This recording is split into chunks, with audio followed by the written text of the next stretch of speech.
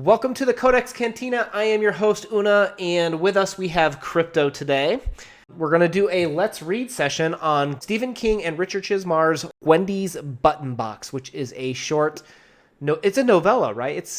I think novella is, 40,000 words or less? Is it? I listened to it, so I don't even know. It's like 130 pages, but you get a little less because there's a lot of when one chapter ends, you'll get a whole blank page or there's pictures, which I don't judge a book. If you're judging a book by how long it is, in my opinion, there's something wrong to begin with. You need to be looking at the quality on each and every page, holding each paragraph accountable for moving the story forward. But it is a shorter read. I think for most people it'll be 2 or 3 hours. But we're going to do a Let's Read. So we'll break the book into different chapters. We're just going to do this in one session, one quick read. And we'll tell you when we're going to hit spoilers, but we're going to go through quotes, major feedback, summary of the plot, and then some interpretations with the idea of let's get a discussion going. Say hey, what did you take from this? What did you think, was some good criticism, I guess, in a sense, in this book. All right, so let's start with overall thoughts. You're hot off the press with this. We just finished our Of Mice and Men Let's Read series. And back to back, we're going into Gwendy's Button Box. What was, hit me with what your fresh off the box thoughts are of this book, this novella. It's set in Castle Rock, and bad beep always happens there around this town. It's where Shawshank Redemption happens. Shawshank Prison is in Castle Rock, if anybody didn't know that. And there's several stories that King has written that takes place in or around Castle Rock. And I believe a few of the characters that are mentioned are actually in other King stories. So I enjoyed the book. It's short, but again, as we've kind of discussed before, even though it's a short book, you really start to feel for the main character and her family and kind of what happens in her life. Go ahead. I was going to say, it looks like it was read by Maggie Sith from Mad Men. And she's Mad Men, that's what she's in. Yeah. So, I mean, you come to care about the Gwendy, and I thought that overall it was good, it's enjoyable, and it made me think about some very deep philosophical stuff. It gets to the heart of a good person and making good choices in life with ultimate power at hand. Now, you are, I don't know the term, but you've read a lot of Stephen King. More than I have, at least. Now, this was co-written by Stephen King and Richard Chizmar. Yeah. Could you tell much in your experience, this you could see the influence from Chizmar, or you could see what parts were King? Because my understanding is King had the start of this idea, but he wasn't really sure how to finish it. So Chizmar came in, and they would liberally overwrite and write each other's parts, but they went back and forth several times to kind of finish this book off. Could you tell? I couldn't tell. Okay. Yeah, I didn't know any of that. I just knew that these two guys had done it, Chizmar and King, and then I actually looked it up after you had said how they'd done it, and it took them a month. King wrote it and sent it to him, and then he rewrote stuff and sent it back, and they did that back and forth for a month. Until it was published, and it was published I think in 2017, so a couple of years ago. So no, I couldn't tell. Okay, it was very, very well done. I thought integrated between the two authors. I thought they did a really good job, and you know how Stephen King usually has his chapters broken up into subparts, chapter 1, and then it's going to have part 1, 2, 3, 4, 5, 6, 7, 8, 9. This was just straight chapters, which was interesting. But it was pretty seamless. Each chapter, it was really easy to kind of see the moral or point of it. I thought the plot progressed at a great place. You caught, of course, the Man in Black, right, in the opening scene.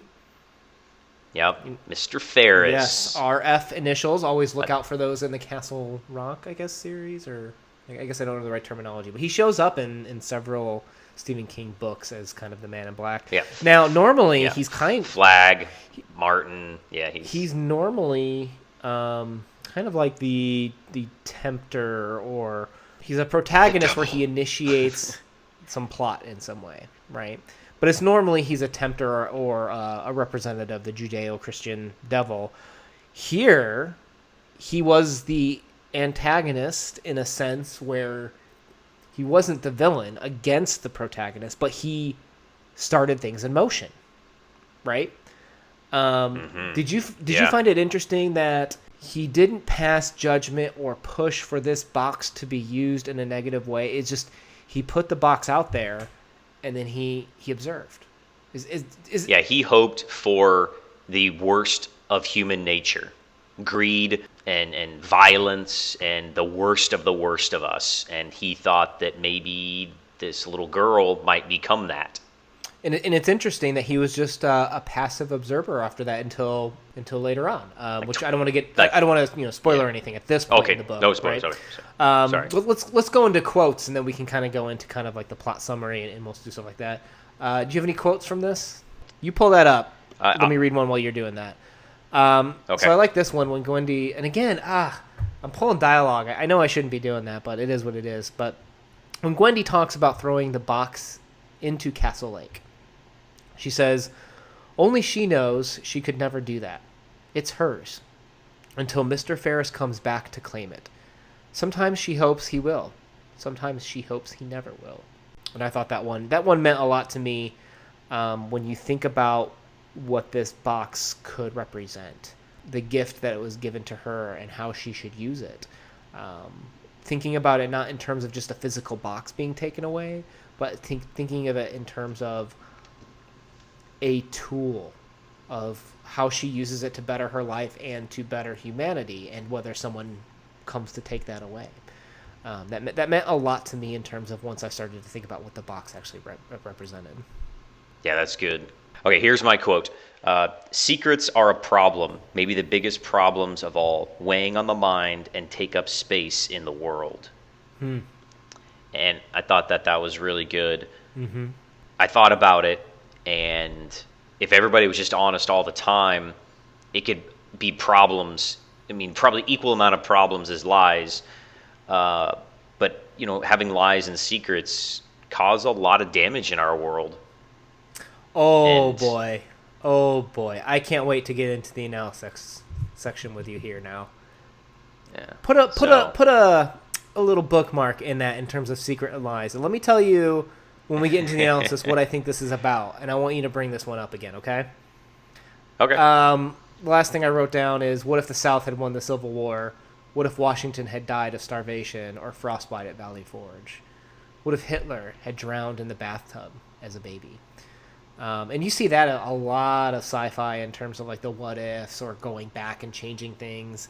It's a pretty common plot, but I think it's very poignant when you don't think of it when you think of having the power of a button box, which for all intents and purposes could destroy an entire continent. Or God powers is what it is. She holds that power in her hands, and she starts to think about that exact same fantasy that I think a lot of science fiction authors go through, which is what, if you did have that power, would you do something with it? You know what I mean? Mm-hmm. Okay, so let's jump into the plot. So now we're going to enter the spoiler section, and then we'll jump into the analysis. Spoilers! I think got to put the big spoiler thing over me. I think this is going to be a quick talk, but I have a very... I feel like I tried looking stuff up on it. Too many people are jumping around it, so I'm just going to hit it. All right, I'm not going to pull any punches here. All right, so Castle Rock, Maine, 1974 is where we start. Gwendy Peterson, age 12, nicknamed the Goodyear Blimp because she's a little chubby, is sick of that nickname, so she's working out to improve her image and kind of lose that. She goes up onto the what's it called? Suicide Stairs. She goes up the suicide stairs to the hill that's called... Oh, I don't remember the name of the hill. I guarantee it's going to come back to me here in a strange second, but she goes up, right? And she meets the man in black, RF, Richard Ferris in this book, who gives her a small mahogany box with 8 buttons and 2 levers on the sides, with 6 of the buttons representing continents, one being a red and a black one, have no specific destination at this point in time, and then the levers where she can get her chocolates, which will learn kind of make her better, right? So as she's taking these chocolates, she gets better at sports. Her body... They're performance-enhancing drugs. They are performance-enhancing chocolates is what they are. She gets that sexy body. Guys start paying attention to her. She gets better vision. Perfect eyesight. Yeah, that was an interesting chapter going there. Her grades are better. She's captain of, soccer. And track, right? It's the track star. It is the coming from the fat kid. It's the fantasy of being the best at things and people liking you for it. No, she's rich. She's smart. She's funny. She's good looking. She's athletic. Like it's everything you would want. Money and the perfect you. Like you're Tony Stark and Captain America in one. All right, so she realizes that the buttons are buttons of mass destruction. She presses the red one and kills a cult leader, and 900 of his followers commit suicide. She believes she's responsible for that. Eventually, she kind of has a divide. So whenever you have a kid and their best friend, and then all of a sudden they become popular and get all this attention, there's always like that rift in these scripts. So there's a rift between her and Olive eventually, she commits suicide. She jumps off the suicide stairs, right? And that's brought up in the show, too. Castle Rock, the show? Mm-hmm. They talk about that. They're like, this used to be da-da-da-da here by the lake, and a girl died, killed herself back in, like, the 70s or 80s. They mention it in and you think it refers to specifically Olive? Olive, yeah. Oh, yeah. Interesting. I still have yet to watch that show. One day. It's pretty good. I want to get through more. I want to get through more Stephen King before I do this, just to have like a wider, more broad background. But Gwendy meets Harry Streeter, this guy that she falls in love with. She stops using the box altogether because she's happy. At graduation, when that approaches, that's when she gets attacked in the room by Frankie, who's he's showed up a couple times in the plot, kind of stalking her. And he smashes Harry's head, kills him. With the box, right? Yep. And then Gwendy, it's kind of funny the way she stripped her bra off and then took the box from him and then used the red button to kill Frankie. 10 years later, total. But she gets stabbed. She loses part of her foot, right? She gets stabbed and they have to amputate her foot. Not amputate, but she lost usage of it or something. I mean, she's no longer a sports star, but she's fine. She's happy. It debilitates her in a way, right? It's the idea of it subtracted. Yeah. This interaction subtracted from her overall umbrella of good things. Which started. She takes the box with her to college. She goes to college. Really rarely uses it, but she uses the chocolate a little bit. Gets a few gold coins, and that's it. And then 10 years total later is when she gives the box back to Richard Ferris again, and he congratulates her. And this is when I had these theories, they were hitting you pretty hard, but it was at this point when he's like, you did a good job of taking care of the box. It's not your fault that, the cult leader, Olive, hey, these things were going to happen. Frankie, he had, they mentioned it in the story that he had been accused of potentially raping women. And he kind of reaffirms, hey, this isn't all your fault. Some of these things were going to happen probably anyways. You've avoided some tragedies just by having that box or having the power of the box. So he takes the box and then brings it on to the next person. And that's the end of the plot. Just in terms of straight, this is what's in the text. That was what happened so far. All right, I want to get into this talking point. But first off, I want to ask you, because you're fresh off the boat, you haven't had time to really dive into this. Yeah, I haven't had time to digest. If there was an area that you picked of something resonating with you, what area would you pick for this book? I think the goodness of people. I think that one person having too much power, and I think that we are closer now, maybe than ever. Maybe besides, Let's pull this thread. October, is October 1960s with Kennedy and all that, closest maybe ever to annihilation, but that one person has the power to push a button Yep. and wipe out life. Okay. And he even says that in the thing. Okay, so Gwendy, where does she receive this box? Up on, and I just remembered it, Castle View. Yeah. Right? So arguably, you can say she went up on a hill. Right? And then when she gives up that box, again, you could say she went up on the hill to return that box. Is that a fair statement? Mm-hmm. Mm-hmm. You could say that this box has massive destructive capabilities with the ability to wipe out an entire continent. You can say that this box is a weapon of mass destruction. Agreed. Fair. Yep. Okay. The buttons are hard to press. Right?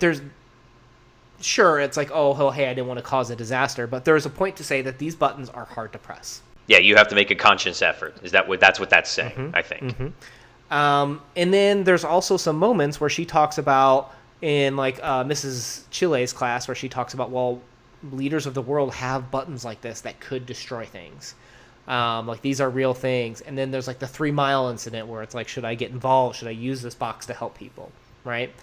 And then another point is she kind of stopped using it after 6 years. Right?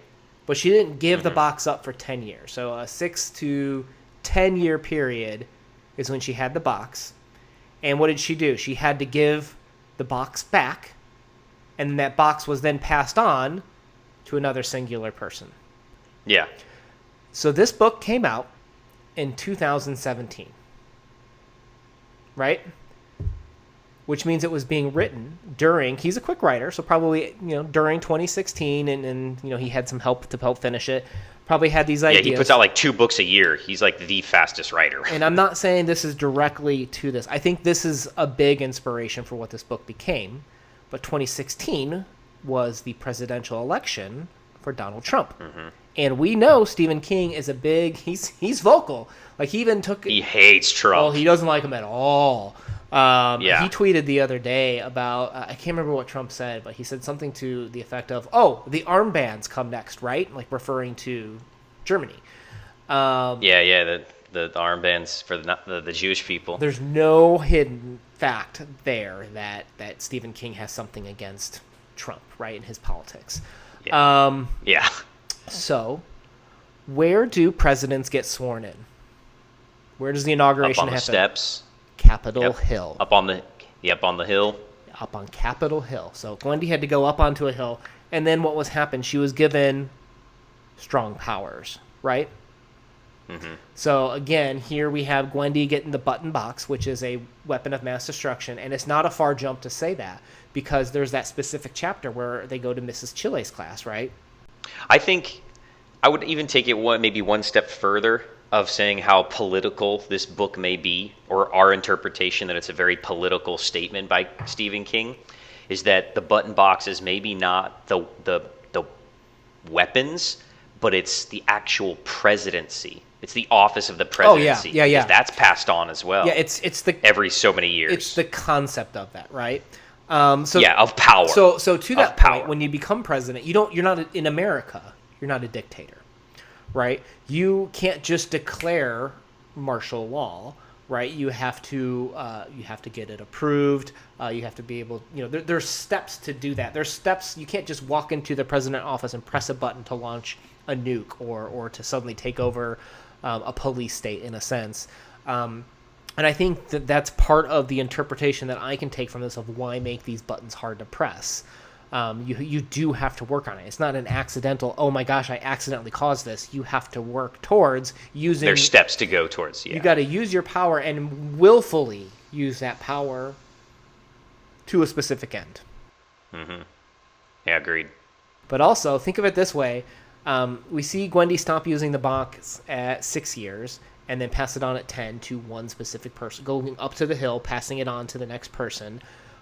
If you win the presidential election 2 terms in a row, that's 8 years. 8 years. So in a sense, not necessarily, while the years kind of line up, I think more of the point is there's a term that you have this box. It's determined by a separate branch, right? If you have the executive branch, you have you've got a different branch taking that power in terms of checks and balances away. That this book is structured in a very similar way to a lot of governmental politics. And I think what you were talking about earlier was exactly the point, which was, okay, when you're given these powers, what do you do with it? And then they hit you at the end with it, with saying like, well, you've averted some major disasters by not using this box, by just having the power of this box and not using it. Sometimes that's just as powerful as actually just wiping out your enemies or just haphazardly. Yeah, it's a deterrent. Yeah. So I wrote down a quote. It says at the end there, "Who knows how many worse things the box might have prevented during your proprietorship? It hasn't stopped everything. We both read the newspapers, but I'll tell you one thing, Gwendy. It has stopped a lot. A lot." So I think there's a case to be made here that Stephen King doesn't blame. I think Trump might have inspired it, but I don't think Wendy's meant to be Trump. You know what I mean? I think it's like you said, it's meant to represent that position of the power, the position of having the nuclear ability. That if you're a good person, you can see that the usage or non-usage behind that is really the weapon, and how good of a person you are can influence the world, the outcomes of lives and of societies and stuff like that. So, and also, I think you see that too with the Miss Chile's class too, when they were talking about Hiroshima. Like, they kind of come right out and say, like, well, we dropped bombs in Hiroshima. Was that the right thing to do? Was a preemptive strike? So I just, to me, it hit me over the head that's why Stephen King had written this book. I have no idea if like he just came right out and said that to Richard Chismar, or he's like, hey, I just have this idea of one girl having all this destructive capabilities, but I'm not sure how to finish it. But I think that's the strongest literary criticism interpretation that I have from it. Yeah, I agree with that. It's definitely a very political book, and you can get pretty deep into it with the thoughts of how King feels about the current administration, and that if you let ultimate power corrupt you, you can do and say, and a lot of bad things can happen, but it doesn't necessarily have to happen that way, because we can make choices. And just because you have the power doesn't mean you're going to make good choices or bad choices. And it doesn't make necessarily a good person or a bad person either, I don't think, because Gwendy, did some kind of selfish bad things. And she lost friends because of it, and she lost boyfriend because of it, permanently lost friend and her boyfriend. So I think that is, I think reflective of what's happening in modern times. So it'll be interesting how well this holds up, and is it still relevant over time? Yeah, over time. In 4 years, if we have a different president, would it still be relevant? In 20 years, when we've had several different presidents, would it still be relevant? Yeah. Well, a government is a monopoly on violence. We as people vote on who is going to be in control of the violence.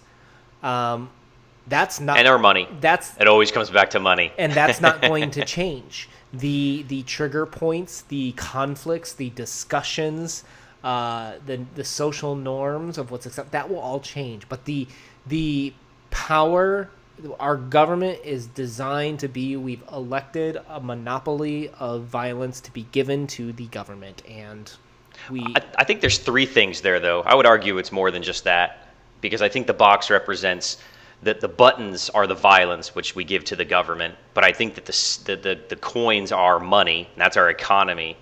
And I think that the chocolate represents our other natural resources, food and water, electricity, whatever. Oh yeah, the government's heavily involved in a lot of that stuff in terms of subsidies, in terms of regulations.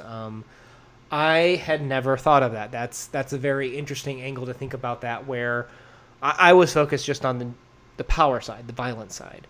Yeah, and I think the buttons do represent those. Yeah, but I think that the had, coins represent the economy, and the chocolates represent the natural resources. See, isn't that why reading books is so fantastic? And when you read books, you can get different interpretations at different times. That's why I love having these conversations, because that is so interesting in an angle I hadn't thought about of what do the coins and what do the chocolates represent. Like, I just didn't have an answer for it. And I think that, like, in 20 years, it could be irrelevant if, we invented technology that made enough food for everybody, and there were no people going hungry, and everybody had the best, most nutritious food ever, and they could be super healthy. That part of the box is irrelevant. And if we got rid of money somehow, because everybody had all the food that they needed, and everybody had everything provided for them, and you didn't need money anymore, like in Star Trek or something, even though they do have money, but that's kind of weird. That's why Star Wars is better. The coins would be irrelevant too, but there will always need to have someone to have power, because that, has been around forever. Well, you bring up some interesting socialist ideas there. And maybe King is a socialist. Well, I don't know. I think that's interesting, because I think next up on the docket, I had 3 options for you between. I wanted to propose a Hemingway. Okay, I wanted to propose a Faulkner, the Rivers. I don't know how to pronounce it. I think it's the Reavers. And then, actually, one of the other ones was a Kurt Vonnegut story, Player Piano, where that's actually his first published novel, I want to say. But he actually he puts a lot of socialist ideas into his writing as well. Well, I will think about those. So, what are you going to give this book, this novella? Did you listen to it also? I read it and listened to it. Oh, okay, cool.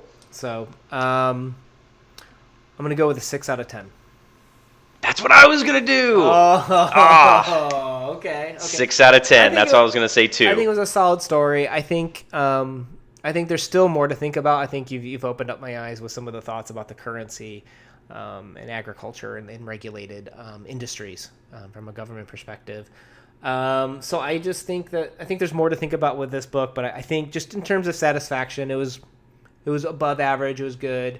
A very quick read. So I if someone was like, hey, should I pick it up? Like, at that point, it's like, well, do you like Stephen King? Yeah, pick it up. Like, it's not a huge investment of time. Go to the library. It's a quick read. So I'll give it a 6 also. Solid, enjoyed it. Obviously, it could go somewhere else because there is a sequel. Gwendy's Magic Feather or something, I think it's called. Written by Chismer. That's his name, right? Chismar. Is it already out? No, it'll be out November 2019. So whenever real soon. This gets gets posted or whatever. So it's I think it's Gwendy's Magic Feather, and it's written by just Richard Chismar. So maybe it'll continue the story of she gets another magical device or something. So yeah, I'm interested to see where it goes, and maybe I would reevaluate my score and up it if we get to continue our adventure with Gwendy. So okay. And one last thing, our word of the day is palaver. I swear he sneaks that in every single book. If you're a King fan, you'll get it. That's an RF saying, not, isn't it?